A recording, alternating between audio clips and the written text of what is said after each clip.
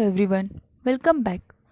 आज हम applied electronics का सेकंड चैप्टर स्टार्ट करेंगे जो कि है डीसी पावर सप्लाईज। अब डीसी पावर सप्लाईज में सबसे पहले हम ब्लॉक डायग्राम देखेंगे जिसमें 4 ब्लॉक्स हैं: transformer, rectifier, filter, voltage regulator. अब मोस्ट ऑफ द चीपेस्ट और कन्वीनियंट पावर सप्लाई होता है एसी मेंस। इंडिया में 230 वोल्ट 50 हर्ट्ज पावर सप्लाई होता है और ये जो होता है वो ये एसी होता है। बट जो डिवाइसेस होते हैं, most of the devices DC पे वर्क करते हैं। तो हमें इस एसी को डीसी में कैसे कन्वर्ट करना है वो हम देखेंगे। उसके प्रोसेस में जो ब्लॉक्स आते हैं उसका आज इंट्रोडक्शन हम लेंगे। उसमें 4 ब्लॉक्स है ये। अब ट्रांसफार्मर जो है वो आपने 11th में देखा था कि ट्रांसफार्मर कैसे बनता है, उसकी वर्किंग क्या है, एक्सेट्रा। इसमें अब हम रेक्टिफायर देखेंगे। रेक्टिफायर के टाइप्स है डिफरेंट, तो कहाँ पे कौन सा यूज़ होता है, उसकी वर्किंग क्या है वो देखेंगे। फिल्टर और वोल्टेज रेगुलेटर। अब यहाँ पे देखो, एसी पावर सप्लाई हमें मिलता है, तो ये जो एसी है उसे हमें डीसी करना है। तो सबसे पहले ट्रांसफार्मर यूज़ करते हैं क्योंकि यहाँ से जो एसी आएगा उसे हम रिक्वायर्ड एसी में कन्वर्ट करने के लिए ट्रांसफार्मर यूज़ करते हैं।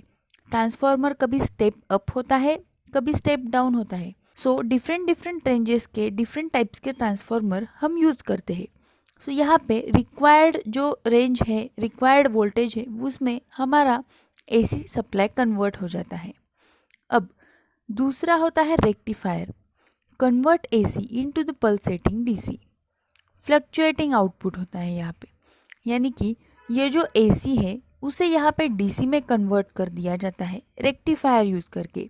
सो ध्यान में रखना है, रेक्टिफायर का फंक्शन क्या है? AC to DC. बट यहाँ पे जो एसी टू डीसी कन्वर्ट होता है वो पल्सेटिंग आउटपुट होता है। अब हमें पता है डीसी के कैसा होता है, एक स्ट्रेट लाइन आउटपुट होता है, बट यहाँ पे पल्सेटिंग मिलता है।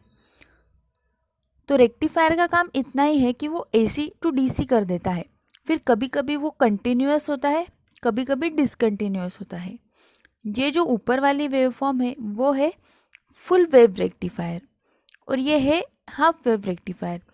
ये कैसे, कहाँ से आती है वो हम नेक्स्ट एपिसोड में देखेंगे। अब देखो यहाँ पे रेक्टिफायर के बाद आता है filter. It filter out unwanted components, smoothening out AC variation.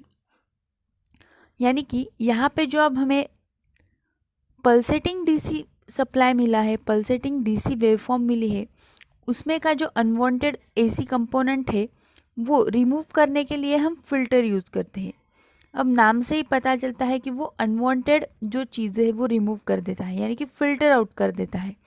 सो यहाँ से यहाँ फिर ऐसी वेवफॉर्म मिलेगी जो कि थोड़ी बहुत पल्सेटिंग होगी but almost DC straight line होगी। उसके बाद आता है voltage regulator. A voltage regulator is necessary to maintain a constant output DC voltage by providing line regulation and load regulation. यानी कि अब यहाँ पे जो डीसी कन्वर्ट हो गया है उसे कांस्टेंट एक सप्लाई के लिए हम वोल्टेज रेगुलेटर यूज़ करते हैं। अब यहाँ पे जो डीसी है उसकी वैल्यूज़ चेंज होती रहेंगी क्योंकि ये एसी टू डीसी किया है। बट हमारे जो डिवाइसेस है उसकी रेंज एक कंफर्म होती है कि अगर किसी डिवाइस को 15 वोल्ट चाहिए तो उसको कंटिन्यूस 15 वोल्ट ही लगेगा।